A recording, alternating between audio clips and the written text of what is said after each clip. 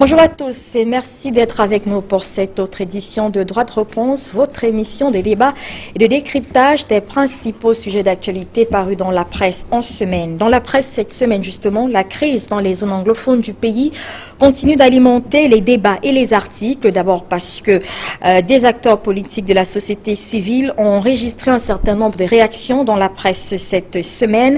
La communauté internationale également, la suite des affrontements de la semaine passé dans la région du Nord-Ouest, et ce malgré l'accalmie observée depuis quelques jours à Bamenda, mais aussi parce que le dialogue entre le gouvernement et les syndicats des enseignants anglophones semble ne pas avancer. Chaque parti est campant sur un certain nombre de positions. Les revendications dans la partie anglophone du pays seront donc tout naturellement au menu de nos échanges ce dimanche. Hors de nos frontières, le mandat de Joseph Kabila s'achève demain lundi théoriquement, et pourtant à un peu moins de 24 heures de ce délai-là, de la fin donc de ce second mandat, aucun consensus n'a encore été trouvé dans le pays. Les négociations engagées par la conférence épiscopale congolaise sont suspendues. Elles reprendront mercredi, mais déjà la communauté internationale craint de voir la situation dégénérer dès demain. Quelle sortie de crise peut-on envisager dans ce pays frère? On en parle dans cette édition. Et bien sûr, situation quasi similaire en Gambie. Yaya Jammeh quittera-t-il le pouvoir avant le 18 janvier prochain? Il le faut répondre les chefs d'État de la CEDEAO qui ont refermé hier un sommet extraordinaire au sujet de l'impasse politique en Gambie. Pour la CEDEAO, Adama Barrow est le président gambien. Il prêtera serment le 19 janvier prochain. Et pour cela, il faut, je cite, prendre toutes les mesures nécessaires pour le respect du verdict des urnes en Gambie. Fin de citation. C'est une citation qui nous vient du communiqué final. Eh bien, comment le faire? On en parle également dans cette édition. Mesdames et messieurs, voici donc les principaux sujets qui vont constituer le menu de ce jour. Mais vous le savez, un tour de revue de presse pour voir et comprendre comment est-ce que la presse a traité les sujets retenus. Bonjour Flavien. Bonjour Albertine Bidiaga. Alors on fait cette revue de la presse, deux sujets en national, puis deux autres à l'international. Bien entendu, en tout cas, la presse n'a pas manqué de quoi servir ses lecteurs cette semaine qui s'achève. Les journaux sont revenus sur le plat de résistance que nous vivons depuis pratiquement un mois aujourd'hui. La nouvelle expression de lundi, par exemple, qui suit le dossier, révèle qu'à Bamenda, le bilan après les émeutes n'est pas appréciable. Certes, les populations ont repris leurs activités de manière timide dans les marchés et autres services. Seulement, les forces de l'ordre écument les rues et services sensibles.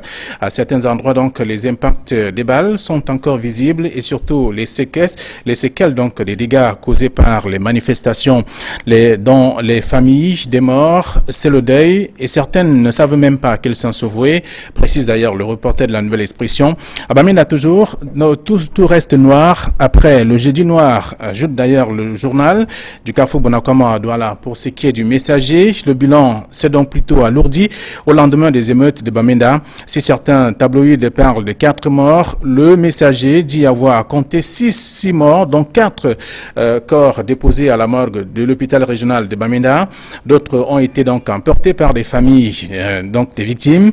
Avec tout ça, le reporter du quotidien Le Messager estime que Bamenda est une ville en ruine au regard des dégâts suite donc à la manifestation. Selon le journal La Météo, à la suite donc de ces émeutes, le ministre de la Communication compare les manifestants beaucoup à Ram et Saturma Bakari, pense que c'est donc de l'insurrection. Pour lui, les manifestants sont donc manipulés par des personnes tapis dans l'ombre qui souhaitent d'ailleurs voir la division du Cameroun. Alors que le ministre de la Communication était donc face à la presse du côté de Yaoundé, la nouvelle expression a pu capter la réaction d'Amnesty International qui dénonce d'ailleurs les violences des droits de l'homme et souhaite que les pouvoirs publics trouvent la solution aux différentes revendications pour éviter le pire. Et en réponse donc aux violences, l'ONG exige aussi des sanctions contre les hommes en tenue. Par ailleurs, auteur des décès des citoyens, c'est du moins ce qu'on lit dans la presse. Mutation, pour sa part, nous apprend que, et selon bien sûr le député RDPC Peter William Manjo, les fédéralistes et bien sûr autres sécessionnistes recrutent dans tous les partis politiques du Cameroun, y compris celui du RDPC, en tout cas le parti au pouvoir. Le député résume qu'avec tout ça, le chef de l'État est fait désormais face donc à 4 groupes d'assaillants. Il parle d'ailleurs de l'élite anglophone, du RDPC, les forces impérialistes, bien sûr, les prisonniers de l'opération Épervier, Et même le SCNC, Peter William Mandou, ajoute avec tout ça, les responsables du RDPC du Sud-Ouest et du Nord-Ouest souffrent donc d'un déficit criard de légitimité. Ils sont incapables de ramener les grévistes à la raison. Pour le Messager, c'est l'une des raisons pour laquelle ils amènent donc les manifestants à qualifier bien sûr les négociateurs de mauvaise foi, notamment le président du comité interministériel et les autres membres du gouvernement originaires des zones anglophones. La nouvelle expression qui a donné bien sûr la parole à un expert explique que la décentralisation reste la solution à la crise et non le fédéralisme que suggèrent certains. Alors c'est d'ailleurs la réponse concentrée ou tout au moins concrète aux revendications. L'expert précise que les compétences et autres soient donc transférées aux collectivités territoriales décentralisées et là les problèmes du genre seront bien sûr rares ou peut-être même inexistant dans notre pays. Le journal Ouest Littoral pose juste une simple question. C'est de savoir combien de morts faut-il dans cette crise pour que l'État instaure le vrai dialogue. C'est la question que se pose le journal, mais le journal rappelle que toute incompréhension devrait donc se gérer à travers un dialogue franc, profond et sincère afin d'éviter le chaos. Car pour Ouest Littoral, le pays n'est plus loin de ce chaos au regard donc des tensions qui se multiplient dans la plupart des régions du Cameroun. C'est ce qu'on lit également. Les forts camerounais qui prêchent, qui prennent également la paix, révèlent que les évêques redoutent aussi le pire et invitent d'ailleurs les décideurs du pays à prendre des mesures fortes pour un dialogue franc. La conférence épiscopale invite aussi les fils du pays à prier le pays tout entier donc à prier pour la paix. Et cette veille, surtout en cette veille des fêtes de fin d'année, on le constate avec notamment la conférence épiscopale qui a siégé et qui estime qu'il faut trouver des solutions au plus vite à tout ce qui est d'ailleurs concerné ou qui se déroule dans notre pays et dans plusieurs régions, pas forcément au nord-ouest et au sud-ouest. Voilà du moins ce que la presse précise pour ce qui est du premier sujet. Les deux derniers sujets qui concernent la page étrangère, Albertine, on parlera bien entendu de ce revirement de Yaya Jammeh en Gambie, avec notamment ce qu'il pense au lendemain après avoir apprécié son adversaire qui a eu à gagner les élections. Il estime qu'il a eu tort de le faire. Il aurait dû d'ailleurs prendre des mesures, du recul d'ailleurs, avant de dire s'il avait gagné ou pas. Mais aujourd'hui, malgré les négociations, rien ne marche véritablement. Et vous allez également en parler au cours de cette édition de la RD Congo. Le climat n'est donc pas serein. Les invités vont se prononcer sur cette question également. Voilà du moins ce que la presse propose, ce que nous avons reçu à notre rédaction. Merci Flavien Ndongo pour cette revue et bon dimanche à vous. Meilleur à vous, Albertine. Alors nous allons découvrir le panel qui nous accompagne pour cette édition de Droite Réponse. Nous avons le plaisir d'avoir sur notre plateau ce jour Gabin Babagnac. Bonjour. Bonjour Albertine. Merci d'être là. Vous êtes expert en stratégie de développement et enseignant. Bien entendu, et c'est toujours un plaisir de me retrouver ici pour indiquer, renseigner et orienter vos fidèles téléspectateurs. Ce dimanche également, autre invité de marque, Hervé Emmanuel Com. Merci d'être là, bonjour. Bonjour madame. Vous êtes entre autres membre du comité central du RDPC. Vous êtes un banquier connu de la place. Merci d'être venu à notre débat ce jour. Nous avons également M. Victor Kakaïdimo. Bonjour. Bonjour Albertine, toute ma gratitude de me faire l'honneur de me convier sur votre plateau. Un bonjour particulier à vos nombreux téléspectateurs et à mes copanélistes. Vous êtes secrétaire national à la presse et à la communication de l'UPC des fidèles. Oui, c'est bien ça. Et puis nous avons notre consultant permanent qui est avec nous. Bonjour Edmond. Bonjour Albertine. Edmond Kamga. Vous êtes donc journaliste, consultant pour Droite Réponse, mais vous êtes également éditorialiste, chef politique et politique internationale à Nouvelle Expression. C'est exact. Alors on va commencer avec les débats de ce jour. On le disait tout à l'heure, on parlera encore de ces revendications dans la partie anglophone du pays, la crise donc qui perdure quelque peu malgré la calmie que l'on a vécue depuis quelques jours dans la ville de Bamenda pratiquement, où les affrontements avaient été assez rudes la semaine passée. Edmond Kamga, beaucoup de réactions dans la presse cette semaine, donc malgré, je le disais, cette accalmie observée à Bamenda, des personnalités, des acteurs politiques, la société civile qui s'est exprimée après donc cette situation. Alors, pratiquement, la presse est revenue sur cette actualité avec quelques mots qui sont revenus, la décentralisation, le fédéralisme. Alors, globalement, comment est-ce que vous voyez la tendance que la presse a prise cette semaine en parlant des revendications anglophones? Oui, cette fois-ci, la presse a mis un peu le clou sur cette question de fond. La question de savoir si finalement, est-ce qu'il faut que le Cameroun s'embarque dans le fédéralisme ou alors il faudrait que le gouvernement, à travers l'ensemble de ses ministres et autres, travaille fortement pour que la décentralisation soit véritablement implémentée. Donc il y a toute cette problématique-là qui a été soulevée. En même temps, la presse a continué à rendre compte de la situation sur le terrain, que ce soit à Boya, à Bamenda ou dans toutes les autres localités de nos régions anglophones du pays.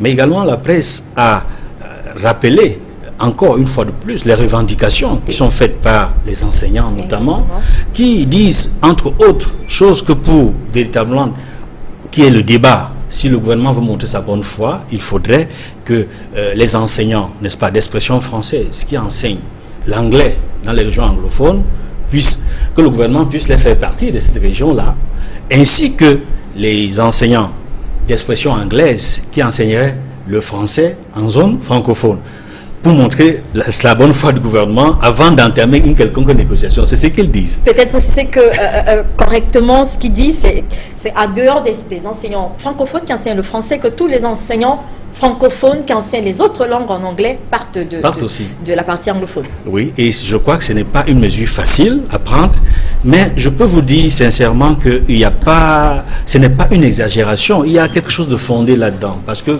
quand un enseignant francophone qui a eu tout un cursus, n'est-ce pas, scolaire et académique francophone, décide, n'est-ce pas, bon, pour les besoins de la cause, d'aller à l'école normale supérieure, de faire des études en anglais, ou une licence en français et en anglais pour devenir bilingue en quelque sorte, pour pouvoir enseigner des deux langues.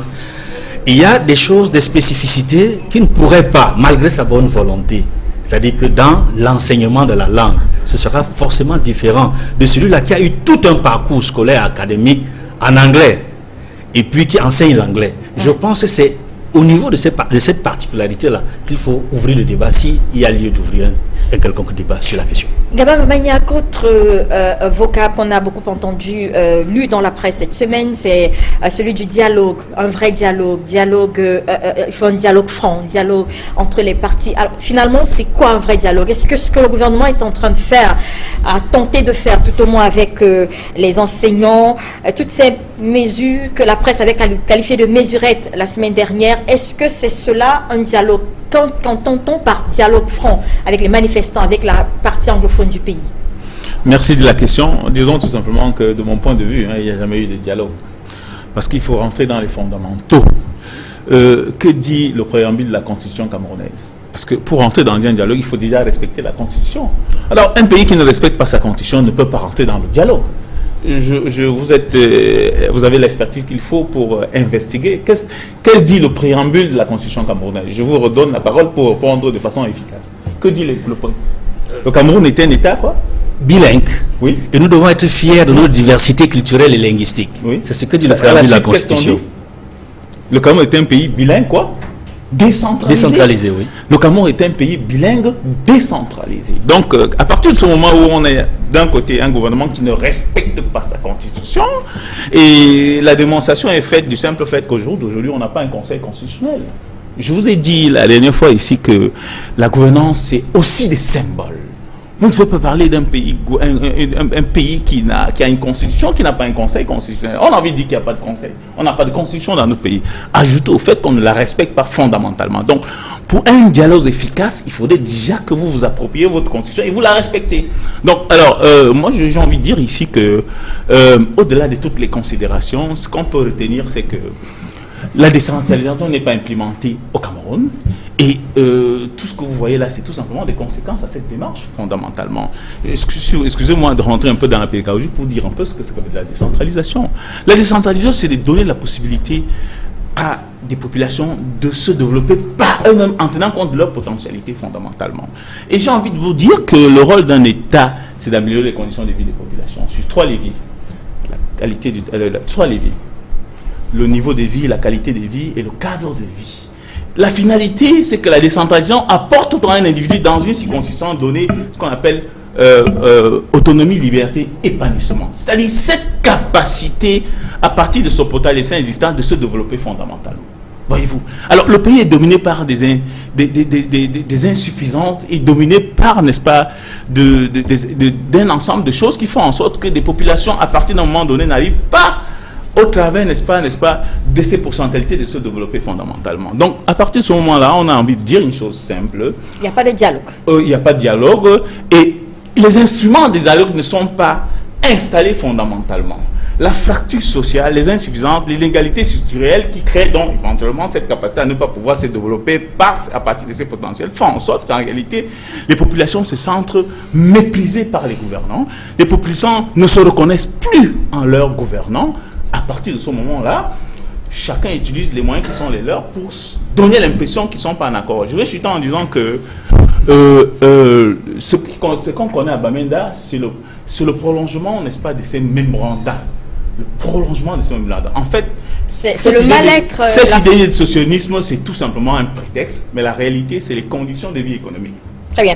Alors, Hervé Manuel, j'aimerais que l'on s'arrête un peu sur cette question des enseignants, des revendications des enseignants anglophones, qui ont estimé cette semaine que le gouvernement était de mauvaise foi. Alors, dans une sortie, le président du comité ad hoc, qui est donc le chef de cabinet du Premier ministre, a indiqué que les syndicats devaient lever leur mot d'ordre de grève avant la poursuite de toute négociation.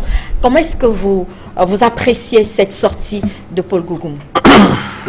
Permettez que je dise quand même un mot sur ce que j'ai entendu ici. Allez-y. Voilà. Je crois que dans cette histoire que nous connaissons depuis quelque temps, on est parti des revendications toutes fondées sur le plan catégoriel ou socio-politique, pour arriver à une espèce de débat sans structure. On saute de coq à l'âne, on dit tout et n'importe quoi. C'est devenu un fourre-tout au point que certains qui ont des agendas cachés parasitent le débat pour dire tout et n'importe quoi. Et permettez-moi que je dise quand même à mon modeste niveau que la décentralisation, ce n'est pas l'apartheid. C'est simplement la déconcentration de l'administration pour donner une administration de proximité à des collectivités publiques qu'on appelle territoriales afin d'agir sur certaines questions bien précises. Alors, il faut faire très attention parce que dans cette histoire, il y a des gens qui sont de bonne foi et qui posent des vrais problèmes. C'est-à-dire que quand vous avez un problème de route, vous n'avez pas besoin de la langue anglaise, française, allemande ou chinoise pour l'exprimer. Vous avez vraiment un problème de route. Ça, c'est ce qu'on appelle l'aménagement du territoire, le développement équilibré. Si je maîtrise cette question. Et vous avez le même problème à Babimbi ou dans le Bamboutos ou ailleurs. Donc c'est un problème qui concerne les compatriotes qui ont le mal-vivre ou alors des déficits de développement à des endroits bien donnés. Quand vous revenez, ces problèmes qui sont compréhensibles et qui peuvent toucher à l'enseignement, je ne suis pas d'accord avec Edmond. Moi, je suis l'une des générations qui ont étudié ce qu'on appelle ici l'anglais renforcé. Bon, j'étais au lycée il y a 40 quelque chose d'années. Je ne sais pas si ça marche toujours, mais je crois que c'était là une politique pour faire en sorte que nous soyons tous bilingues. Et je suppose qu'il y avait le français renforcé pour d'autres de l'autre côté. Bon, que nous soyons tous bilingues. À un moment donné, nous devons fusionner. Et un point d'histoire quand même, parce que un de mes excellents amis que je considère jusqu'à présent comme des plus talentueux dans son domaine a sorti une expression malheureuse et qui pour moi est une atteinte à l'intelligence, parce que c'est la défaite de l'intelligence en parlant de la nation anglophone. Ça n'existe pas en français. Je m'excuse si je peux donner ce cours à cet ami qui se reconnaît dans ce que je dis. Il a dit dans un média important qu'il y avait une nation anglophone. Il n'y a pas une nation hispanique, il n'y a pas une nation lusophone.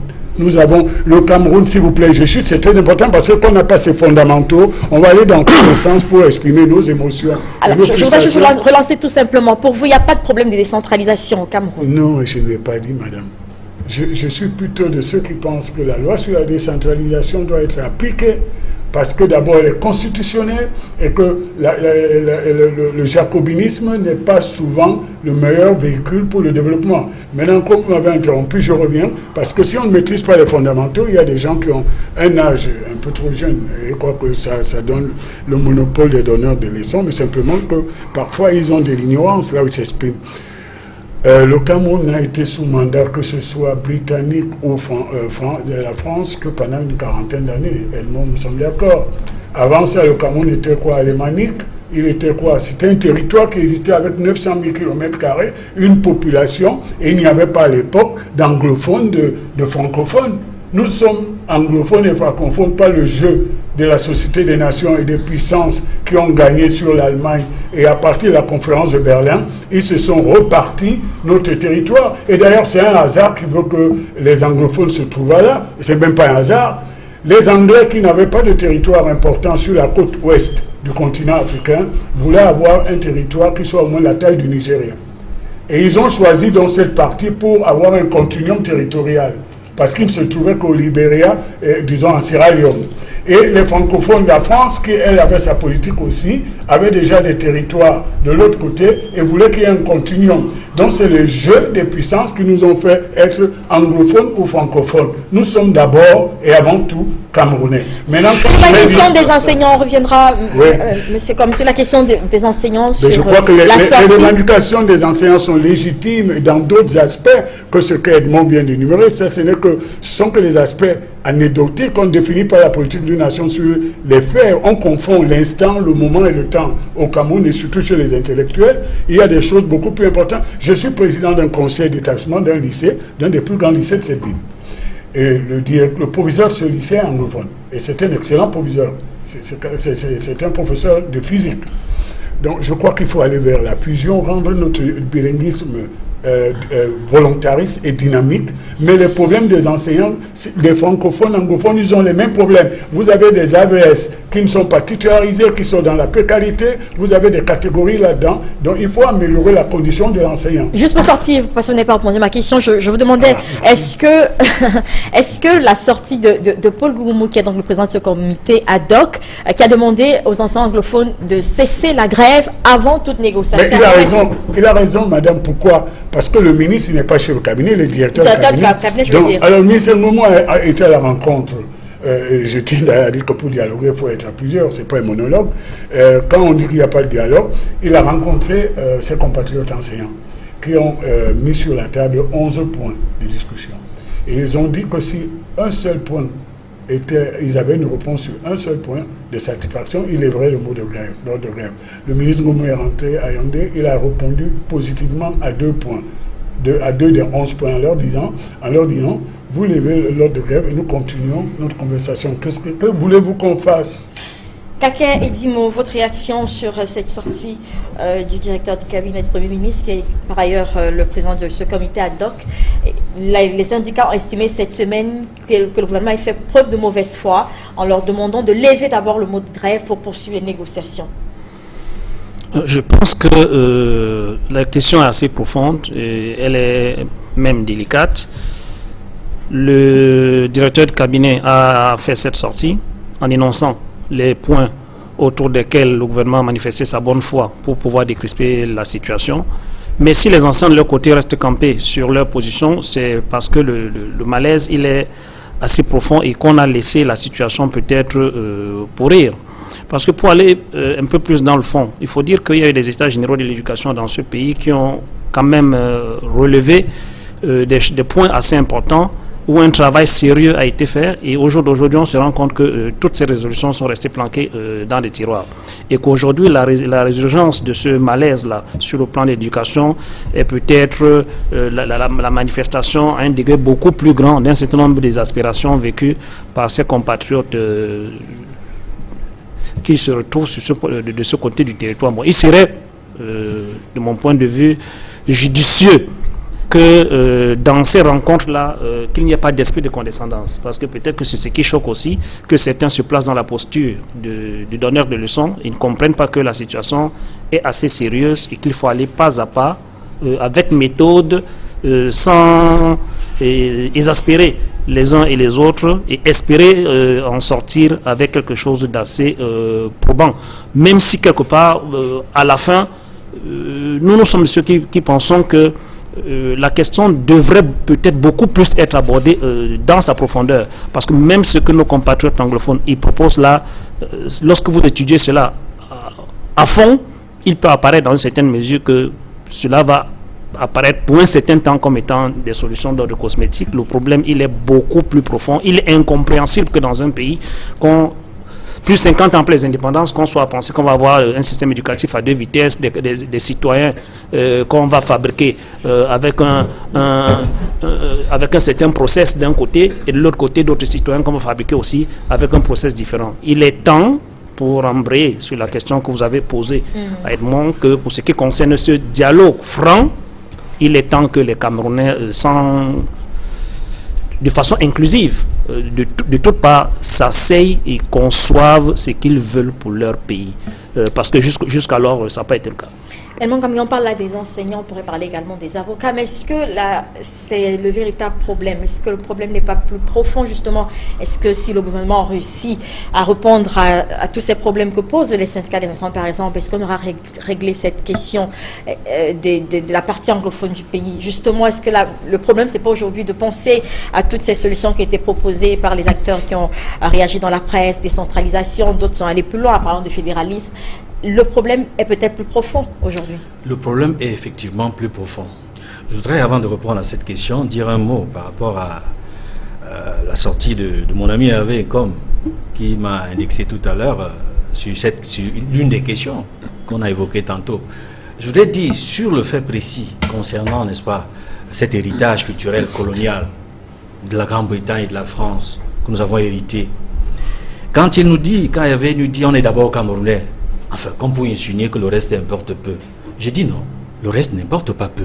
Le reste est important. Tu me fais dire ce que je n'ai pas dit, mais ce n'est pas grave, j'ai l'habitude. Non, mais vous avez dit, ce qui est important, c'est qu'on est Camerounais. Voilà. J'ai dit, ce n'est pas... Ce qui est fondamental. Ce qui est fondamental. Voilà. J'ai dit, c'est insuffisant par rapport au développement que vous avez fait. Parce que je veux vous rappeler une chose que vous devez certainement connaître. Quand vous dites l'essentiel, c'est d'être Camerounais.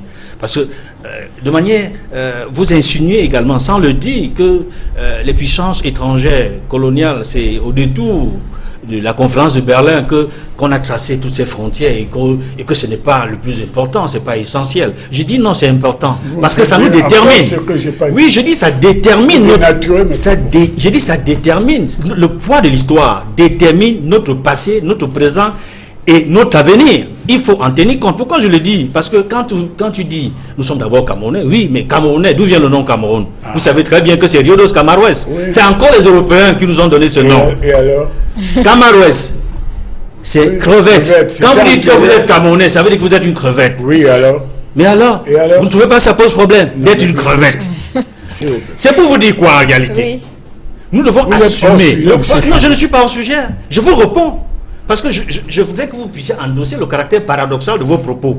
Vous ne pouvez pas rejeter d'un côté et affirmer de l'autre. Quand vous dites que vous êtes Camerounais, acceptez que vous êtes une crevette. Oui, alors? Et alors, vous dites, et alors? Je peux. Bon, continuons.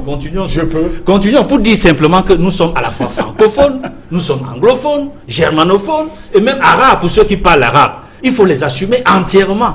En même temps que nous assumons toutes nos langues camerounaises, de toutes nos ethnies, de toutes nos tribus. Quand je disais tantôt que le problème est plus profond qu'il ne paraît, les problèmes de la communauté anglophone ne sont pas que sectoriels. Et on l'a vu de bout en bout. Au-delà de la question posée par les revendications des avocats, les revendications des enseignants. On a vu finalement que la question de fond est revenue. Le fédéralisme, même si certains brandissaient la sécession, mais je peux vous dire la question de fond, c'est le fédéralisme. Parce que c'est dans la forme de l'État qu'on appelle le fédéralisme que l'unité dans la diversité pourra le mieux s'exprimer, qu'on pourra le mieux préserver les différences entre les communautés francophones et anglophones, qu'on pourra le mieux renforcer la démocratie au Cameroun et qu'on pourra le mieux développer ce pays. Parce que la décentralisation, à peine commencée, a échoué. Peut-être parce qu'elle n'est pas totalement effective. C'est incroyable, vous êtes consultant ou bien vous débattez avec... Gabin Bagné, allez-y, vous voulez réagir? Oui, je voulais réagir. Vous voyez, on a installé le Cameroun et les Camerounais dans la diversion. Et sans installer la majorité des Camerounais dans la résilience. Cette idée d'être passif, d'attendre que le temps fasse des choses en lieu et place des personnes, c'est dommage. Parce que je tiens à rappeler ici une chose simple, c'est que si les constitutionnalistes ont prévu la décentralisation, c'est parce qu'au regard de notre diversité. Alors, parlons-en de la décentralisation. On est dans le domaine de l'enseignement. Au-delà de toute considération, comment vous pouvez imaginer que le contenu pédagogique soit le même dans tout le Cameroun au regard de cette diversité? Alors moi je pense que un contenu pédagogique c'est quelque chose qui tient compte de son environnement. quand on décide de créer un lycée d'enseignement général technique dans ce pays, il faut tenir compte des potentialités de ce pays. Ce n'est pas un ratio qui veut dire que, bon, le lycée, on a la filière A, B, C, D. Non, ce n'est pas de ça qu'il s'agit. Il s'agit de savoir, d'appréhender les potentialités de ces populations, de voir s'ils sont forts en mathématiques. On ne fait que des bacs mathématiques. C'est de ça qu'il s'agit. Deuxième chose, sur le plan, le contenu pédagogique, d'où sort-il qu'on puisse soigner tous les Camerounais de la même façon? La thérapeutique relève de son existence, de ce que vous mangez au quotidien. C'est au regard de cette démarche-là qu'on peut apprécier ce qu'il faut comme thérapeutique. Alors, si on est dans une région où on mange gras, comment vous voulez qu'on soigne un individu qui mange... Donc, vous voyez le déficit en décentralisation créé dans ce jardin, où on a pensé que le Cameroun est égal 1, où au niveau de l'État central, on commandite les politiques publiques, on commandite le développement des populations, c'est Anthony Condon. Voilà le problème. Pour vous, une bonne décentralisation permettrait d'éviter le fédéralisme, par exemple. Exactement. J'enseigne la gouvernance publique à un très haut niveau. Je dis trop souvent à mes étudiants, à mes apprenants, que la décentralisation, c'est la petite sœur du fédéralisme. Celui qui veut du fédéralisme, vous lui donnez la décentralisation, il trouve son compte fondamentalement. C'est pour ça que je dis qu'aujourd'hui, nous ne faisons pas de la distraction. Tout ce qui se passe aujourd'hui, les mémorandas en tombant en machine, sont le fait de la non-application, n'est-ce pas, de la constitution camerounaise fondamentalement. C'est de ça qu'il s'agit. Et quand vous regardez le fonctionnement structurel du Cameroun, vous voyez bien que les gens ne sont pas prêts à céder fondamentalement, à faire en sorte que la décentralisation aussi. Et s'il vous plaît, permettez-moi de vous donner quelques exemples pour faire la démonstration structurelle de ce que rapidement. La décentralisation n'est pas là. Alors, vous avez aujourd'hui au Cameroun une entreprise d'État qui s'appelle le FECOM. Dans une démarche de décentralisation, à quel niveau vous voyez une structure comme celle-là, qui hier a été créée exactement pour faire une péréquation financière sur les collectivités? Quel est l'avenir d'une institution comme celle-là au jour d'aujourd'hui? Il faut la faire disparaître. Parce qu'elle n'a pas une place sur le plan au niveau de la décentralisation. Parce qu'elle collecte les fonds des collectivités et fait une péréquation. Au nom de quoi, fondamentalement? Ça, c'est le premier exemple. Le second exemple, et ça vous permet de vous rappeler une chose simple, c'est que si vous voyez votre bulletin de paye, vous avez des dégraissements salariaux qui vont vers des institutions ou des institutions étatiques, et tous ces fonds sont logés au niveau de l'État central. D'où sort-il que le crédit foncier vous prenne de l'argent pour le logement social, la contribution sociale? D'où sort-il que le Fonds national de l'emploi récupère de l'argent suivant le trait et ne reverse pas à la collectivité territoriale décentralisée? C'est la collectivité territoriale décentralisée qui doit recevoir totalement ou partiellement l'argent alloué à l'effort national par rapport à l'emploi. C'est la collectivité. Excusez-moi, je n'ai pas fini, je vous en prie. Je te rapidement pour que quelqu'un je vous en prie. C'est la collectivité. Je vous en prie. Permettez-moi, ce n'est pas une question de prise de parole, c'est une question d'expertise fondamentalement. Alors, je suis en train de dire une chose simple, c'est que aujourd'hui, vous voyez bien la démonstration de ce que l'État central ne veut rien laisser fondamentalement. On fait continuer à survivre une structure comme qui s'appelle le FECOM.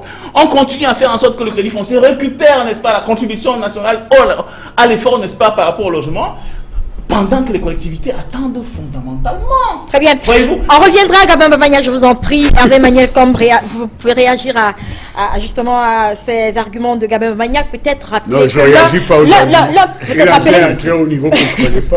Peut-être rappeler quand même que l'un de vos camarades qui a fait une sortie cette semaine, il s'agit du député Martin Yono du RDPC, a également estimé qu'une bonne décentralisation aurait permis d'éviter ce que nous sommes en train de vivre dans la partie anglophone du pays. Bon, alors, comprenons-nous très bien. Mon ami Edmond a dit tout à l'heure des choses, bon, nous avons une très vieille amitié pour que je pense que c'était pour de mauvaise foi. Il m'a fait dire ce que je n'ai pas dit. J'ai dit qu'avant qu'on s'appelle là, parce qu'il faut quand même regarder les temps anglophones, francophones, nous étions d'abord. Si peut-être qu'il voulait qu'on nous donne un autre nom, mais nous existions avant ces étiquetages maintenant qui servent de marqueurs dans le débat que nous avons. Et je vous en prie, essayons de ne pas être hors sujet parce que j'entends beaucoup de choses sur lesquelles j'ai une petite expérience quand même internationale. Éclairez-nous lesquelles. Et quand j'entends des gens parler doctement des choses, donc qu'est-ce que c'est qu'un État? Un État, c'est un territoire, une population, une administration qui peut adopter des formes, mais qui a pour objectif de construire dans l'unité, de façon équilibrée, un projet de société qu'on appelle, je fais au raccourci parce que moi je n'enseigne pas, mais j'ai appris dans les meilleures universités du monde, on appelle le bien-être social. C'est un projet de société. Et la décentralisation, pour faire court, parce qu'il nous faudrait toute une journée, ce n'est pas l'apartheid. Je répète, la décentralisation, c'est simplement pour mettre en place pour certaines missions une déconcentration de l'administration qui est souvent, quand elle est trop centralisée, arrogante et ignorante des réalités locales. Mais, pour donner alors à M. Bamaya une information, parce que là, je suis banquier et je me suis occupé de ces questions.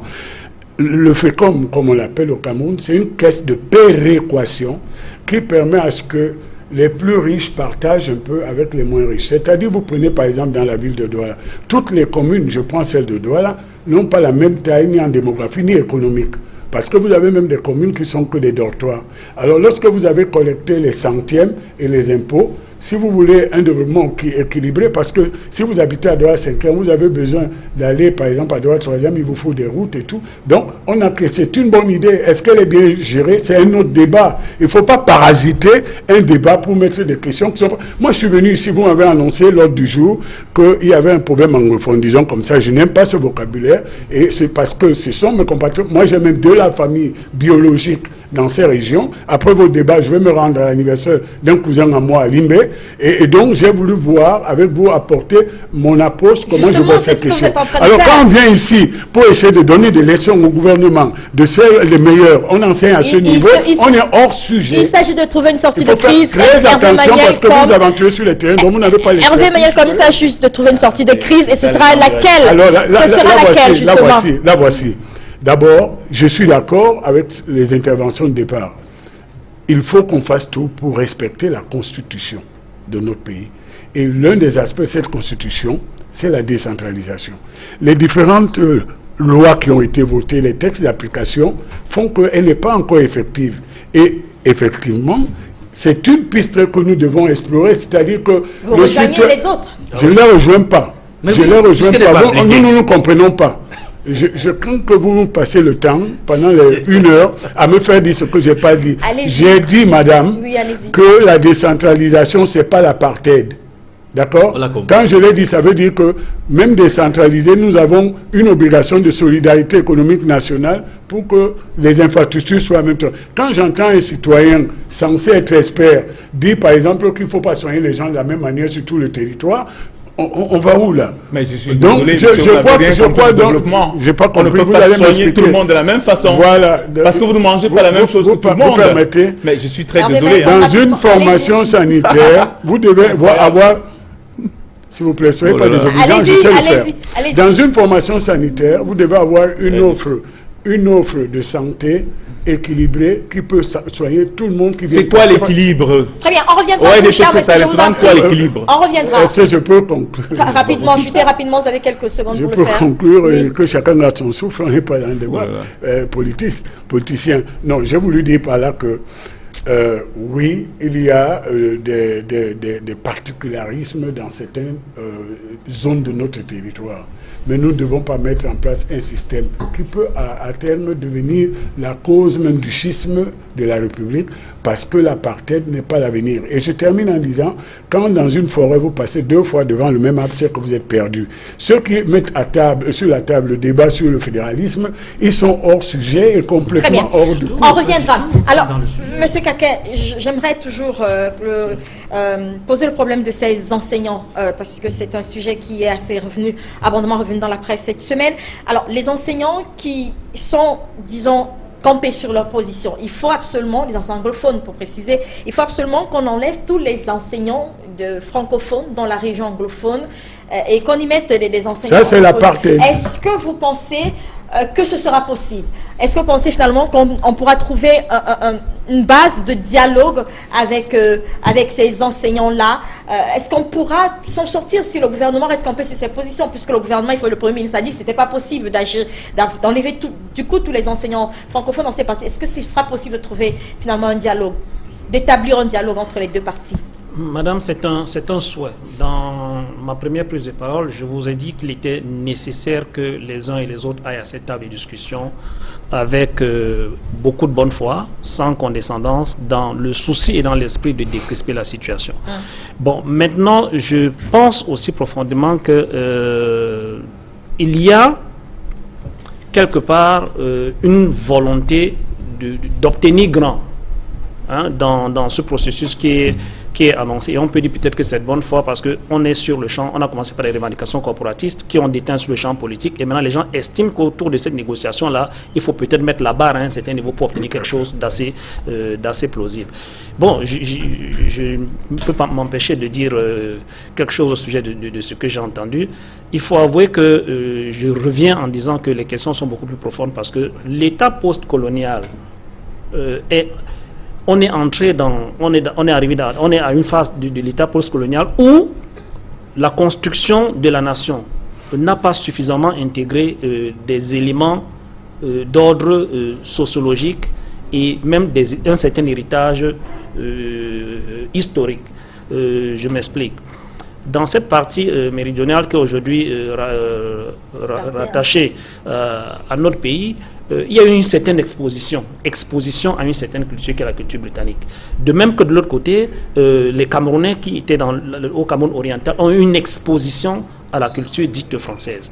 Je ne suis pas très d'accord avec Edmond lorsqu'il estime que le fait d'avoir cette exposition à cette culture-là en fait une entité qui prennent la place de ce à quoi on se serait attendu. C'est un prétexte. De ce à quoi on se serait attendu. Parce qu'en fait, toute culture étant ouverture, j'ai dit qu'il y a eu cette exposition, il est nécessaire quand même que le projet de construction nationale en lui-même se fasse sur des bases solides. Sans nier ce qu'on a reçu comme étant héritage, et même si on veut le questionner au fond, c'est un héritage assez douloureux. Lorsque les anglophones vous disent, par exemple, je vais le dire comme ça, les Camerounais d'expression anglaise vous disent qu'ils arrivent à Bouéa, à Montfait, je ne sais pas, et qu'il faut être jugé, et que la personne que vous rencontrez vous parle en français, est-ce qu'il n'y a pas de problème? On est tous d'accord, on est d'accord. Madame. Il n'y a pas de problème de savoir que dans une école, on a un système, et puis quelqu'un vient vous mettre dans un système. Est-ce que c'est pas...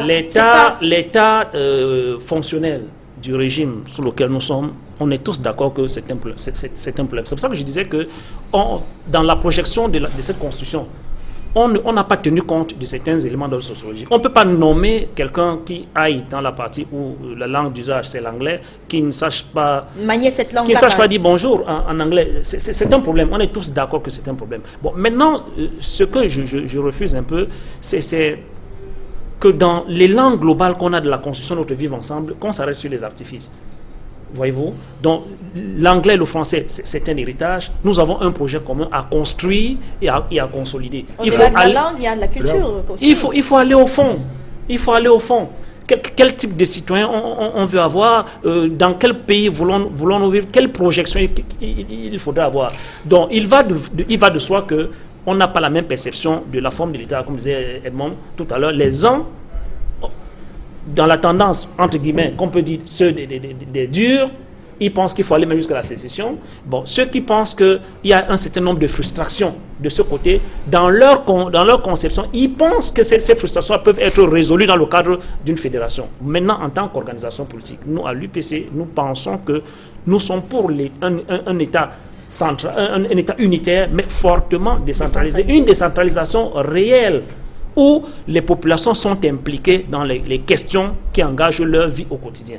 Edmond Kamia, justement, on va déjà là vers peut-être des pistes de sortie de crise. Comment en sortir aujourd'hui? Il faut peut-être préciser que depuis un mois environ, les élèves, par exemple dans le Nord-Est, sont sans cours. Comment on va faire pour rattraper tout cela? Il faut trouver rapidement une sortie de crise. Ce serait laquelle? Ce serait justement penser à rendre véritablement effective ces décentralisations. Ce serait penser au fédéralisme. Ce serait quoi? Ce serait gérer les problèmes avec chaque problème qui sera proposé. Comment est-ce qu'on va faire pour trouver la solution? Il faut absolument trouver une solution aujourd'hui. Comment cela pourra se faire? Nous sommes d'accord au moins sur une chose sur ce plateau, c'est que si la Constitution avait été appliquée, si les lois sur la décentralisation avaient été appliquées, on n'en serait pas là. Ça, c'est la première chose. La deuxième, c'est que il y a une très mauvaise perception du fédéralisme et de la sécession dans l'opinion publique. On a tendance, en tout cas, au RDPC, j'entends beaucoup de militants du RDPC, dans leur discours, confondre royalement fédéralisme et sécession. Le fédéralisme n'est pas Je crois qu'il faut synonyme de que tu sécession. aies l'humilité de Non, je vous reconnaître le que dis. le RDPC n'est pas composé d'idiots. Alors quand Non, vous prenez la parole, permettez que je- mettez quand même permettez que une j'achève. limitation de vitesse dans Hervé, vos propos. permettez que Non, j'achève. non. Quand tu t'exprimes, moi je ne... Oui, Je vous en quand tu prie, t'exprimes, Hervé, moi, je parle pas. n'accepte pas comme insulte. Je vous en prie. Je ne parle pas de vous. Non, Même si je parle du je suis au RDPC, je RDPC. parle des militants du RDPC que Bon. j'ai entendu Oui. confondre C'est fédéralisme ça, et c'est- sécession. c'est ça, oui. Et j'ai dit c'est une très mauvaise perception Donnez-nous un de peu de haut laisser niveau, croire c'est- que le fédéralisme c'est la sécession. Le fédéralisme n'est pas synonyme de sécession. Le fédéralisme c'est une forme d'organisation de l'État. Oui, Comme ça, actuellement si tu nous avons. apprends ça, quelqu'un qui a un doctorat, Non, mais tu m'apprends ça. C'est pas à toi que je le dis Ah, aux ouais. téléspectateurs. Je vous en prie, je vous en Nous avons prie. des gens qui nous écoutent. Le fédéralisme n'est pas la sécession et c'est une Non, très mauvaise Edmond, perception non, Edmond, qui est c'est de la mauvaise foi de présentée dire cela. par le public et notamment par votre parti. Ce Non, serait- c'est mauvais. ce serait une Nous piste sommes dans les de pistes de sortie. sortie. Je Ce suis serait en train de une dire qu'il y a des piste pistes de sortie. La première, j'ai dit qu'on applique la Constitution, qu'on C'est-à-dire applique les lois qui prévoient la décentralisation, Une bonne qu'elle soit décentralisation. effective et réelle. Oui. Qu'on ne donne pas l'impression que la Constitution dit une chose, mais à côté, on attend qu'elle soit implémentée. Elle n'est pas du tout implémentée. Et les gens se plaignent. D'accord. La communauté anglophone et d'autres Camerounais, là où ils se très trouvent. bien. Laisse-moi terminer, Hervé. vous en Moi, je prie, ne coupe pas la Hervé, parole, je vous en s'il te prie. plaît. Je Nous te ne sommes pas des pardonne. obligeants. Allez, Nous ne sommes oui. pas des Tu obligeants. peux, si tu veux. Hein. Allez-y. Je suis vacciné. Moi, je sais Allez-y. le faire aussi. Ah oui, Allez-y. Sauf que mon rôle n'est pas de le Je faire. vous en C'est prie, ça la monsieur, différence. Ouais. comme... Donc, je disais donc, Allez-y, Edmond que Kamga.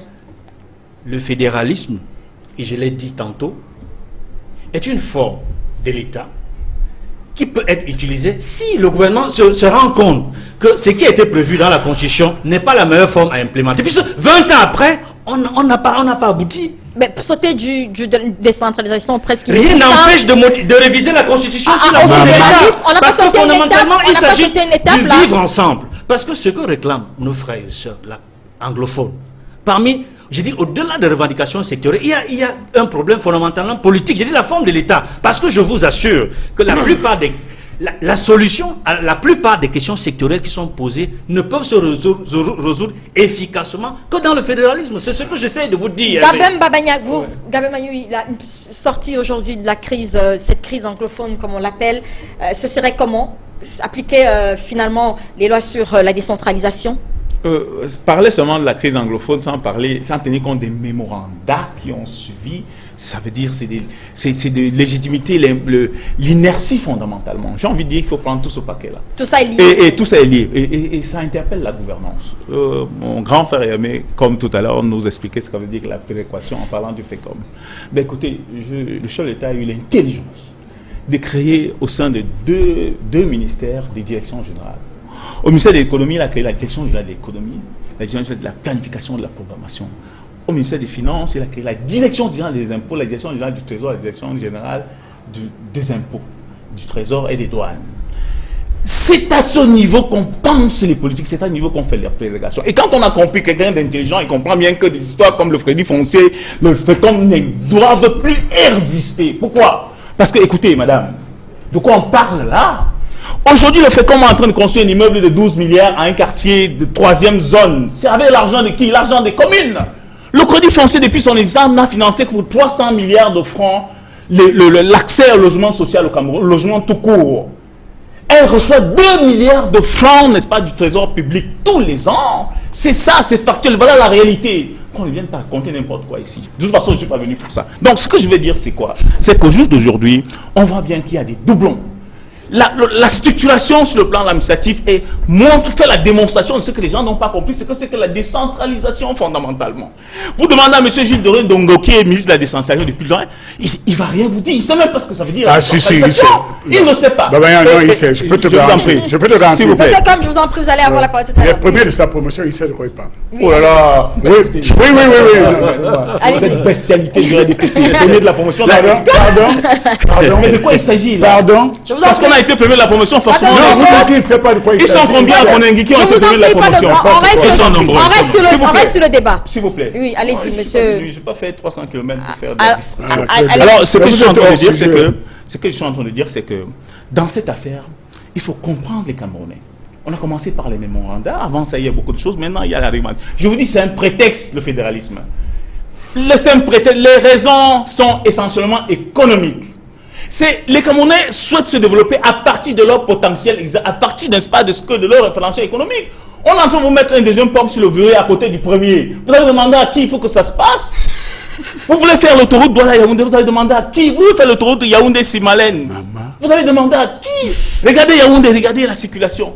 Vous voulez faire autoroute Douala-Yaoundé. Donc en fait, ce que je veux dire, c'est que tout est faussé d'avance. Vous avez un pays qui ne respecte pas sa constitution. Et aujourd'hui, il faut établir les responsabilités. Moi, le problème des sécessionnistes, c'est M. Gilles Doré-Ndongo. C'est simple, c'est le ministre de la décentralisation. Et pour sortir de crise, je vous en prie. Excusez-moi, je vais citer. On est dans un pays où on fait beaucoup d'amalgame. Tout le monde accuse le chef de l'État. La responsabilité est individuelle.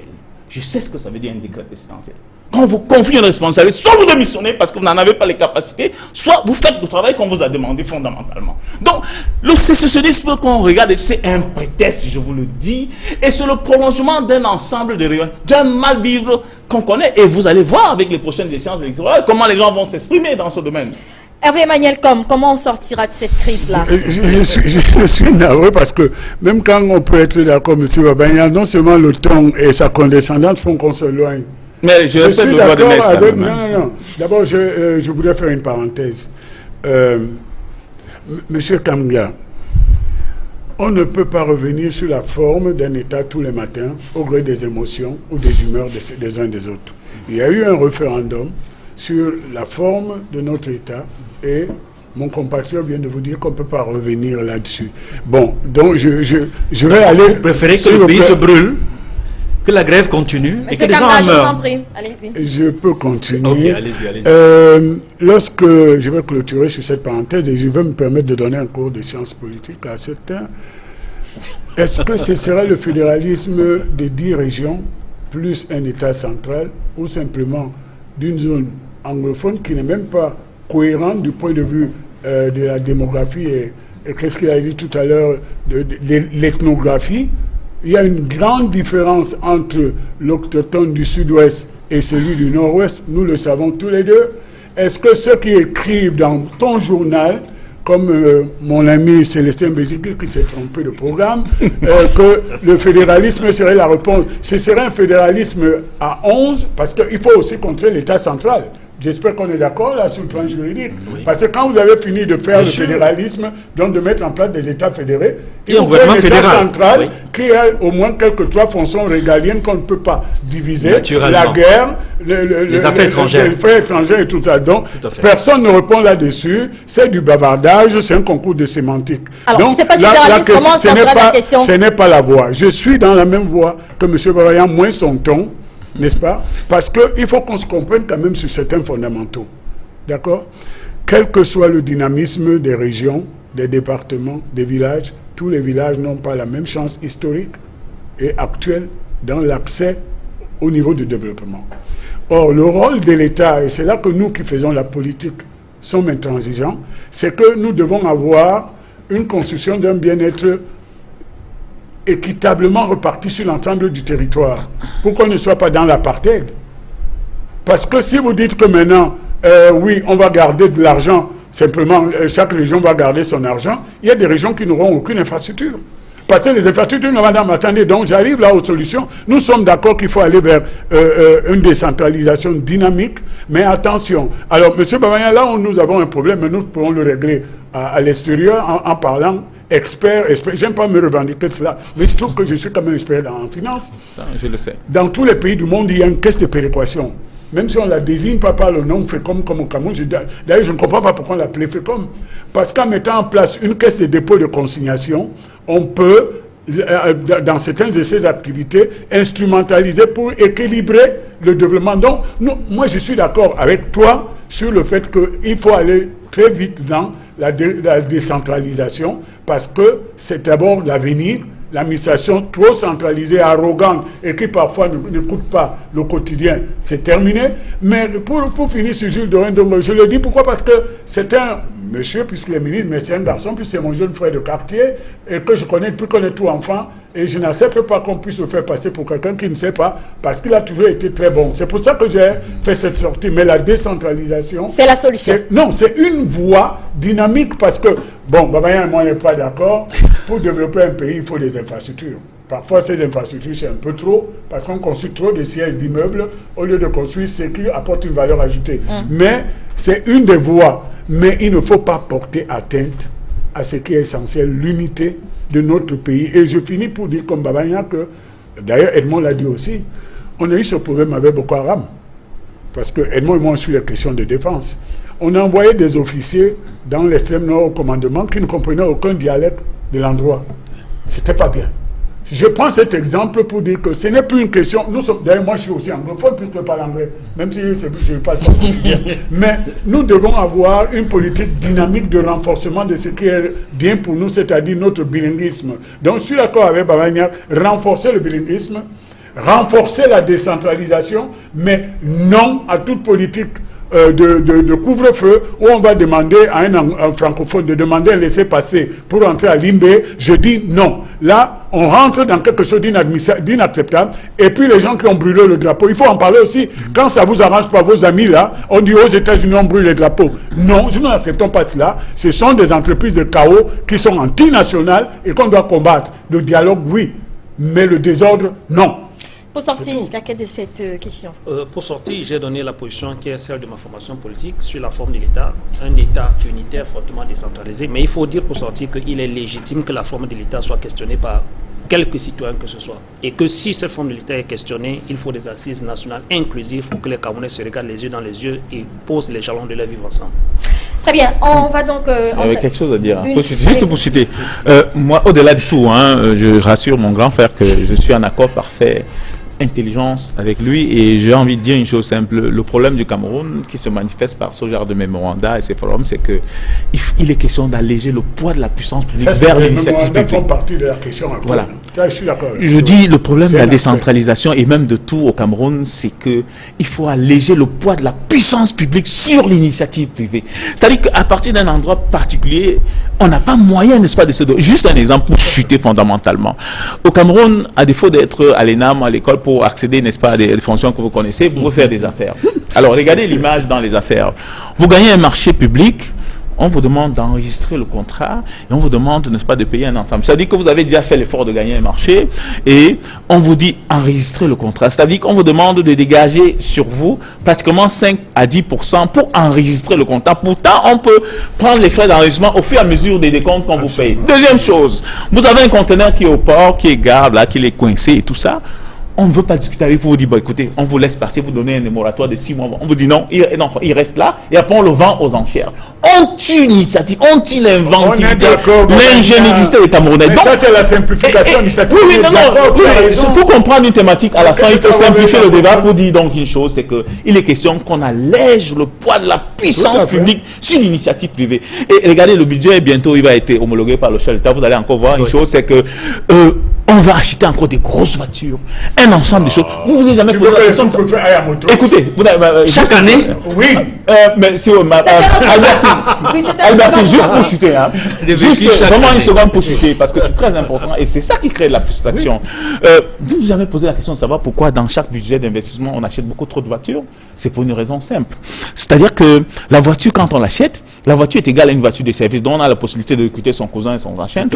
Et 4 ans après, la voiture, on peut la reformer. Donc, en fait, l'utilisateur peut être bénéficiaire de cette infrastructure. C'est un détournement. Quatrième chose, c'est que avec cette voiture de service, on transporte le ciment, le gravier et tout, on va construire sa maison au village, on va au village, on va au finérage. Donc, voyez-vous, encore, on est là encore dans ce que je disais tout à l'heure, la qualité de la dépense. Et tout ça mélangé crée donc des frustrations parce que pendant que tu attends le développement, tu vois un chef de service de l'administration, un directeur d'administration atterrir avec un Prado au village de façon incondescendante et vous faire la démonstration de ce que lui, c'est lui le pouvoir et vous êtes des assujettis. Très bien, je propose qu'on entame le deuxième sujet retenu pour ce dimanche. On ira donc en RDC, puis en Gambie. RDC, le mandat de Joseph Kabila devrait donc s'achever théoriquement demain lundi. Non, c'est aujourd'hui à minuit. Ah oui, aujourd'hui à minuit, bon demain ce sera le 19, Le 19, le 19 c'est demain. 19 à minuit. C'est le 19 à minuit. Le 19 à minuit.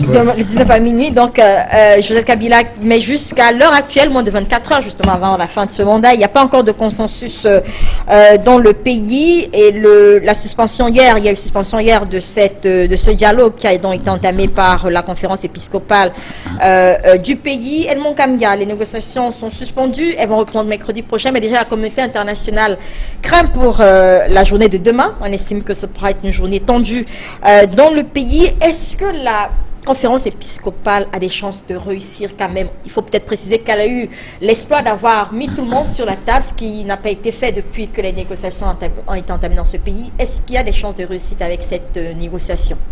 Oui, avant de reprendre cette question, je vais dire brièvement un mot comme ça sur un combattant, un militant, n'est-ce pas, du Social Democratic Front qui est décédé il y a quelques jours, Gabriel Ouattara.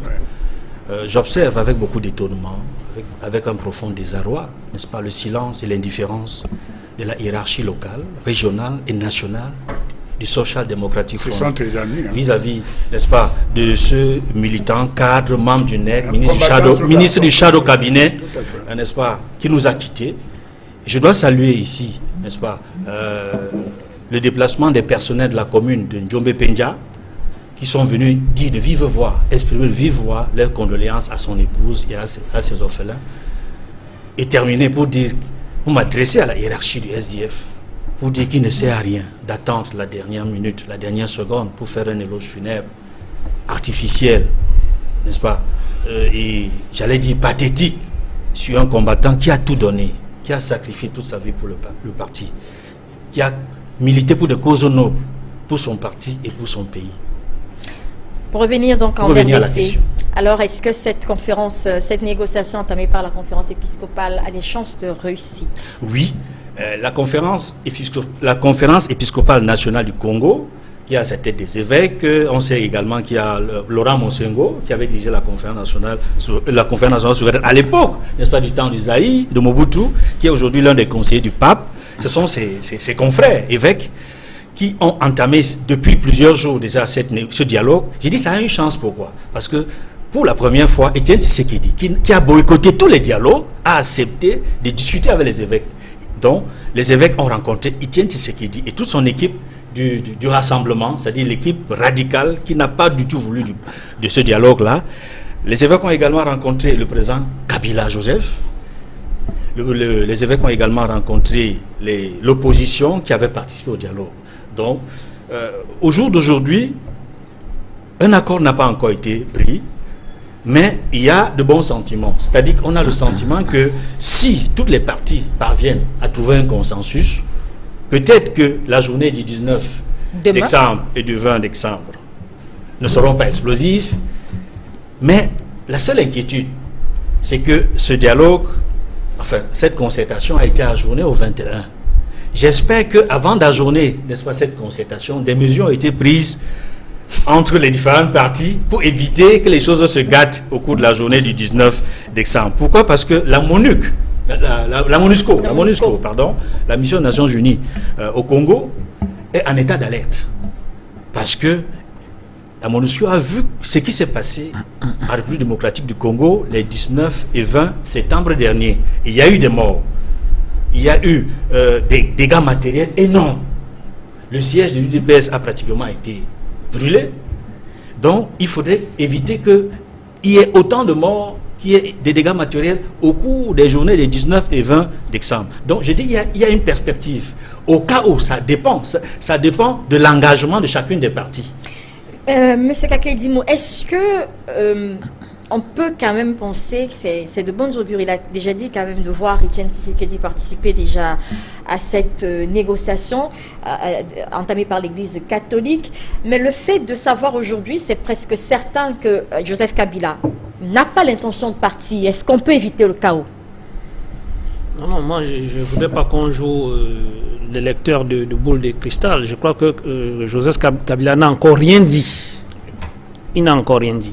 Quant à savoir est-ce qu'il va se présenter, est-ce qu'il va se retirer, il a tout simplement dit que pour faciliter la transition, il y a un certain nombre de choses qu'il faudrait faire. Et je ne comprends pas beaucoup cette espèce de surenchère qu'il y a tout autour de cette question, parce que c'est quand même douloureux d'enregistrer chaque fois des gens qui meurent à la veille des consultations électorales. Ce qui est souhaitable, c'est que toutes les forces aillent à cette concertation, que le calendrier et le processus de sortie de crise soient balisés, et qu'un cadre approprié, consensuel, puisse être défini pour voir un peu comment est-ce que les élections vont se dérouler prochainement. Il y a un élément important. Le Congo, c'est un pays vaste, avec une population immense. Est-ce que vous pensez fondamentalement qu'on peut aller aux élections sans savoir c'est quoi le corps électoral? Mais les élections étaient prévues depuis. Mais oui, il faut une transition, ils étaient prévues bien avant. Elles étaient prévues, il y a eu un certain nombre d'agrégats, mais maintenant la réalité c'est qu'on est là où on est. Il faudrait quand même qu'on se rassure et qu'il y ait un certain nombre de choses qui puissent être faites pour qu'on sache que on va vers ces élections-là et qu'on va, on va sortir de ce cadre-là de façon très apaisée. Moi, je suis un démocrate et républicain aussi. Je pense qu'on ne négocie pas certains principes de la vie démocratique. Monsieur Kabila savait combien de temps il avait, et le dernier jour de last day, n'est-ce pas? On ne peut pas venir ici, surtout pour un parti de martyrs auquel a appartenu mon père, dire qu'on va prendre autant de liberté avec la Constitution, qui est la loi fondamentale sur un territoire d'une nation. Parce que sinon, on rentre dans la loi du plus fort. Et je crois que Joseph Kabila est rentré dans l'histoire de ceux qui tirent l'Afrique dans l'obscurantisme. Qui veut plonger l'Afrique dans l'obscurantisme. Il savait parfaitement qu'il avait tant de jours. Il est le président de la République jusqu'à demain soir. Et il pouvait organiser les élections ou faire ce qu'il fallait pour que si on veut reporter ces élections, que ce soit reporté avec le consensus de tout le monde.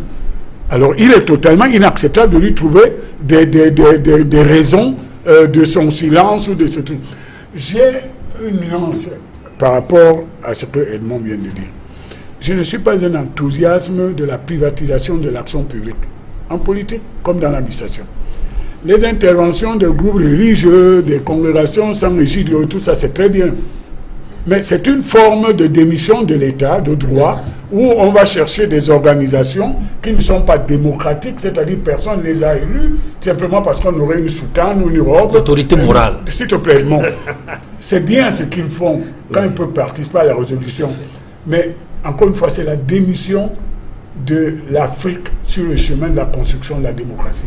Il faut que nous ayons le respect du temps, que nous ayons le respect de la loi fondamentale. Et là, on revient sur un sujet sur lequel on a été. Quand un peuple veut changer la nature de son terre, on sait comment faire. Il y a le référendum, il y a la constitution. Mais on ne peut pas faire comme on veut, parce que là, c'est la prime à la force que tu viens de donner à Kabila, en disant qu'il n'a pas parlé. Bon, alors, comment on attend la résurrection demain, à minuit, boum, boum, on va changer on va aller sur une autre planète. Je crois vraiment que Kabila comme Yaya Jammeh, c'est vraiment shame of Africa, et nous ne pouvons pas accepter. Et c'est un militant du R qui voulait. Très bien, ça veut tout dire. Alors, Kabamba Maniac, sur la question, est-ce que justement pour sauvegarder l'intérêt du peuple aujourd'hui, parce que le chaos, ce sera un chaos de trop peut-être pour ce pays-là, est-ce que Tshisekedi ne peut pas, peut-être qu'il a commencé à penser ainsi, mettre un peu d'eau dans son vin et laisser Joseph Kabila gérer cette transition en étant sûr qu'il ne va peut-être pas se représenter, la Constitution ne lui permet pas pour un autre mandat. Est-ce qu'il ne faut pas penser à ce type de vision aujourd'hui pour permettre quand même à RD Congo d'éviter une certaine détention aujourd'hui? Est-ce que ce n'est pas une façon de voir les choses? Oui, disons que il faut acquérir le bien par le mal, fondamentalement. Et je crois qu'il s'agit de respecter la Constitution fondamentale. Mais, voyez-vous, en Afrique, on a un problème. Hein. Je crois qu'on est un peu distrait. Il faut s'appesantir sur les chantiers les plus importants. Je crois qu'en Afrique, particulièrement, il faut travailler dans l'amélioration de la gouvernance, dans de la qualité du vote, fondamentalement. Parce que, voyez-vous, moi j'ai eu la chance d'accomplir mes humanités de façon partielle au niveau en Belgique. Voilà un pays qui a été gouverné pendant 26 mois, sans Premier ministre. C'est-à-dire que moi, sans gouvernement, j'ai envie de dire que, comme disait Obama, qui est en train de partir, il faut plutôt avoir des institutions fortes que d'avoir des hommes forts. Moi, je crois fermement en cette démarche-là. Voyez un pays comme ça, 26 mois, chacun sait ce qu'il a à faire, il fait ce qu'il a à faire, et les choses continuent fondamentalement. Donc, en Afrique, on est focalisé sur le vote du président de la République parce qu'on estime qu'avec un bâton magique, il peut changer les choses. Il faudrait qu'on travaille un peu dans la gouvernance qui commence par la qualité du vote. Former les gens sur ce qu'est un candidat et ce qu'est un votant fondamentalement. Ces fondamentaux, on doit les acquérir fondamentalement. Donc moi, je pense que je ne suis pas très loin du grand frère pour dire que c'est quand même une honte pour l'Afrique de voir quand même des gens qui, de par leur jeunesse, ont des aspirations à changer les choses, mais se comportent vraiment comme des voyous politiques. Que craint Joseph Kabila finalement? En réalité... Un peu comme Yahya Jammeh, ou peut-être des poursuites judiciaires après, qu'est-ce qu'il craint aujourd'hui? C'est quand même complexe la situation en République démocratique du Congo. Parce que voilà quelqu'un qui est arrivé au pouvoir après le décès de son père, Laurent Désiré Kabila. Il a fait pratiquement 2 mandats et demi, puisqu'il est arrivé en janvier 2001. Les élections se déroulent en 2006, les toutes premières élections. Exact. Et il va remporter les premières élections, 2006. Il sera réélu en 2011. La Constitution prévoit uniquement 2 mandats, pas plus. Donc, son mandat est achevé. Il sait pertinemment. Comme Hervé l'a dit, il le savait au moins 5 ans avant que son mandat finirait.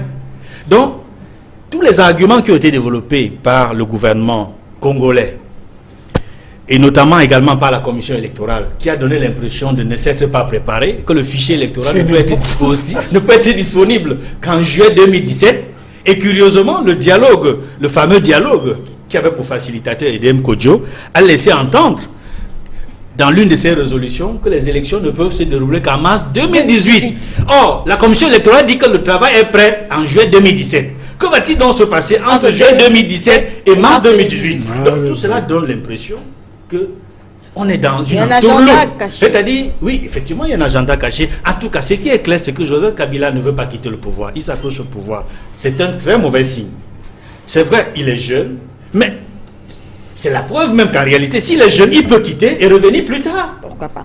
Peut-être 5-10 ans après. Rapidement, sur l'autre cas, Hervé, comme vous parlez de Yahya Jammeh tout à l'heure, dans cet autre cas, finalement, c'est un sujet même difficile un peu. On se demande, que peut-on attendre aujourd'hui? Il y a eu le sommet extraordinaire des chefs d'État de la CEDEAO hier, qui s'est achevé également, et à l'issue, c'est clair, Yahya Jammeh doit partir. Mais comment? C'est la question. Comment est-ce qu'on va faire? On va forcément passer par une intervention militaire, puisque manifestement, il n'a pas l'intention de partir, lui non plus. Vous voyez ce que je disais tout à l'heure à mon ami Edmond. Le mélange du confessionnel et de la politique est souvent dangereux. Voilà un garçon qui est arrivé, je ne sais pas, sous le sergent Caporal, il a fait un coup d'État en rigolant. Et puis depuis, il est devenu imam. Et lui, je comprends pourquoi il a peur. Parce que dans une illumination, il a reconnu sa défaite, qui est évident. Mais les cadavres qui sont dans son congélateur ont rappelé que à la CPI, c'est son ancienne ministre qui est procureur maintenant. Parce qu'il faut rappeler quand même des choses. Et on n'entend pas parler de la CPI. Madame Bensouda a été ministre de Yahya Jammeh. Et elle ne peut même pas lui dire, mon cher, la réquisition est prête, parce que ce que tu fais... Non, je crois que voilà, vous avez dit, tu as dit un mot tout à l'heure que Joseph Kabila est jeune. Non. Le jeunisme, gardez ça. Il y a des jeunes dictateurs qui commencent à nous casser les pieds. Et si vous prenez même la moyenne d'âge de ceux qui volent l'argent public, ce sont souvent des jeunes. Alors, moi, je crois qu'il y a une question de la responsabilité politique. L'Afrique doit dire d'une seule voix, non. Non, pourquoi? Parce que il y a quand même une responsabilité morale. Vous avez reconnu votre défaite, mais partez. Hier, je suivais un culte. Vous savez que Nicodème a dit au Seigneur, mes yeux ont vu le salut. Libère-moi maintenant que j'aille pour que je te retrouve, parce que tu m'avais promis ce que tu m'as fait voir. Et c'est valable. Nous ne servons que l'intérêt des nations et des peuples. Pour ceux qui ont la chance d'arriver aux responsabilités, arriver à un moment, respectons la volonté et l'intérêt des peuples. Et ce sont des sujets sur lesquels nous devons avoir aucune complaisance. Il faut être radical. Quand vous êtes au pouvoir, si vous voulez rester, changer la Constitution par les voies de la démocratique. Vous la changez. Quand vous la changez pas, vous venez pas la veille du jour où vous devez faire vos valises, vous dites que non, la bijouterie est encore éclairée, vous voulez continuer à manipuler les montres en diamant. C'est non. Dans le cas Yahya Jammeh précisément, M. Kakadimo, il est clair que pour lui, il a certainement peur des représailles après le pouvoir. Alors, hier, à la fin donc, de ce semestre extraordinaire, il ressort qu'on va garantir des moyens de sécurité, des mesures de sécurité, après donc la passation de pouvoir le 19 janvier. Est-ce que ça pourrait être un élément pour permettre à Adjamé finalement de lâcher? Donald Trump Mais le président élu a quand même annoncé des couleurs, mais il faut quand même dire que l'attitude de Yahya Jammeh n'est pas spontanée. On peut la tracer et comprendre qu'il y a eu un revirement de situation. Pourquoi il y a un revirement de situation? Il y a une bêtise au niveau de la commission. Ça, il faut le dire. Le président de la commission ne peut pas annoncer les résultats. Le président sortant, il reconnaît sa défaite et après, on revient à dire que non, il y a eu quelques irrégularités. On lui donne l'opportunité de s'accrocher sur un détail. Je pense donc que le président élu, lui aussi, il a manqué de finesse politique et de tactique. Tu n'es même pas encore installé dans ton fauteuil, tu commences à faire des grosses déclarations. On va envoyer Yahya Jammeh à la CPI, on va faire ceci, on va faire cela. Vous-même, dans la posture de ce monsieur qui a fait des camps au pouvoir, qui a le bilan qu'il a. Mais qu'est-ce que il cherche forcément une sortie. Oui, mais je crois que ce n'est pas le président élu qui a fait peur à Yahya Jammeh, ce sont les propres institutions qui ont commencé à libérer ces prisonniers politiques. Il a dit, ah bon, ça va se passer comme ça. Donc, non, mais aujourd'hui la commission n'est pas facilitateur. Oui. Je pense qu'il faut tout faire pour qu'il revienne à la raison. Peut-être pas lui tracer un chemin de qu'il revienne à la raison et que le président élu prenne ses fonctions et que le pays soit dans les bonnes voies. C'est un début de solution, Gabin Babagnac, lorsqu'on dit qu'on va quand même assurer des mesures de sécurité à Yahya Jammeh pour qu'il parte quand même dans des conditions assez stables. Voyez-vous, l'histoire nous parle à travers l'histoire, cette histoire de Ghana. L'histoire nous parle. L'histoire remet en cause et cadre fondamentalement ceux qui pensent que tous nos malheurs, c'est l'Occident. Tous nos malheurs, c'est la France, etc., etc. Et recadre ces panafricanistes, n'est-ce pas, du dimanche, qui, dans une certaine chaîne de télévision... Oui, moi je vois de quoi on parle. Ce sont les amis des gens. Moi, je pense que c'est un chantier. C'est un chantier pour lequel les gens doivent comprendre qu'est-ce qu'ils ont été, ce qu'ils sont et ce qu'ils souhaitent devenir fondamentalement. Absolument. Parce que, voyez-vous, ça remet fondamentalement en cause, n'est-ce pas, la notion d'ingérence et ça installe l'Afrique dans une logique de développement. Parce que c'est quoi l'ingérence dans ce genre de cas? Moi, je pense qu'aujourd'hui, avec l'Union africaine, avec tous les chefs d'État, il faut qu'on en arrive dans un élan de partenariat de faire la démonstration de ce que quand 10 chefs d'État se sont réunis et disent, bon, voilà, écoutez, vraiment, tu exagères, il faut que tu foutes le camp. Absolument. Donc, on est dans une situation où le voisin bagarre avec sa femme et vous voyez du sang couler entre la fenêtre. Et vous dormez. Et vous dormez, on vous dit, monsieur, non, c'est une affaire de couple. Non, il s'agit de ça. Et c'est là où on doit construire notre panafricanisme parce qu'on ne veut pas que les autres, on dit trop de choses des autres. Mais le droit d'ingérence ne doit pas avoir des connotations unilatérales. Il ne doit pas se mettre pour l'Afrique, il doit se être pour Israël, il doit être pour... Non, ça c'est la perdition. Occupons-nous de nous. Je parle de l'Afrique en disant que voilà, les gens qui parlent à l'Afrique, il faudrait qu'un ensemble de dispositions soit pris pour que ce monsieur foute le camp fondamental. C'est ce qui est peut-être parce que ça va fabriquer beaucoup de Yahya en Afrique. On est à la veille des élections. Nous sommes d'accord. Il faudrait faire très attention. Ce genre de personnes doivent disparaître dans la scène politique. On est d'accord. C'est une image qu'il faut donner parce que la gouvernance est aussi de la symbolique fondamentalement. Oui, je pense que pour l'essentiel, on dit la même chose, c'est-à-dire qu'il a reconnu sa défaite. Parce qu'en Afrique, il y a quand même ce qu'on appelle la parole donnée. Quand vous donnez votre parole, vous devez la respecter. Ça, en tant qu'Africain. Maintenant, en tant que démocrate, quand vous avez le courage de reconnaître vos défaites, au-delà de la maladresse d'Adama Barrow, parce qu'il était maladroit dans ses propos sur l'échelle internationale, au-delà des atermoiements, n'est-ce pas, de la commission électorale, qui lui ont servi un prétexte en or pour s'accrocher, je pense qu'on n'a pas besoin de la solution militaire. Je suis convaincu qu'il y aura une solution politico-diplomatique. Et je suis persuadé, au terme de la rencontre de la CEDEAO, notamment de toute cette équipe de médiateurs, je vois Buhari, Mohamedou Buhari, et l'Indian qui a arrêté le médiateur accrédité. Il y a un joker dans cette équipe-là, dont on ne parle pas beaucoup, qui vient de perdre les élections. J'ai dit qu'il est un joker parce qu'il a perdu les élections au Ghana, John Dramani Mahama. Il a reconnu sa défaite. Il est dans cette équipe de médiation. Je crois qu'il est le mieux à même pour convaincre Yahya Jammeh qu'il y a une vie après la présidence. Et peut-être qu'il faudrait penser également à Suraya Djamé, une sortie... C'est pas facile après Mais 24 non, ans de mais pouvoir. non, Non, bien sûr, on va bien pas sûr, partir je d'ici parle de réponse avec un diplomatique. consensus qu'on va Non, donner quand je maintenant. dis hier, c'est pas possible, il y aura probablement Des sauf-conduits aux dictateurs, non. Non, c'est pas un sauf-conduit. Prenez l'exemple du Kenya. Daniel Arap Moi, Oui. vous savez dans quelles conditions il a laissé le pouvoir Oui, et oui. vous savez pourquoi il est en paix dans son pays. Oui. Mais parce qu'il faut, à un moment donné, dans le cadre des transitions politiques, rassurer le dirigeant qui On s'en est va. d'accord, mais il n'a pas Peut-être C'est important pour- peut-être pour éviter également les bains de sang et tout ça. Éviter les bains de sang aussi, c'est important pour la transition politique à Gambie comme partout ailleurs. Edmond. Et nous-mêmes au Cameroun, on doit y penser. Edmond. D'ici 2018, il faut qu'on y J'ai pense pour la transition j'ai politique. été en Gambie dans ma vie professionnelle. La Gambie est à peine plus grande que l'arrondissement de Douala 5e. Et la Gambie, c'était une espèce de zone franche créée par les puissances coloniales sous le Sénégal pour arranger certaines choses qui ne devaient pas le Sénégal. La Gambie est devenue le lieu qui empêche que le problème de la Casamance soit résolu. La Gambie est le lieu où tous les révolutionnaires vont s'entraîner, au moins dans le verbe. Il faut cesser cela et arriver à donner une chance à ce petit pays, parce que si on continue comme ça, attendez, on ne peut pas adapter des situations politiques aux frustrations de ceux qui ont perdu les élections. Très bien. Merci à vous, cher monsieur, d'être venu pour le débat ce dimanche. Merci Gabin Babagnac et bon retour à Yaoundé. Edmond Kamga, merci d'avoir été avec nous. Merci Hervé Mayakom. Bon séjour, monsieur le grand expert, mon cher. Et merci à vous, J'ai une monsieur documentation Victor. pour toi. Merci. D'accueil, 10 mots à notre équipe technique et à vous, chers téléspectateurs. Bon dimanche à tous. Merci bien.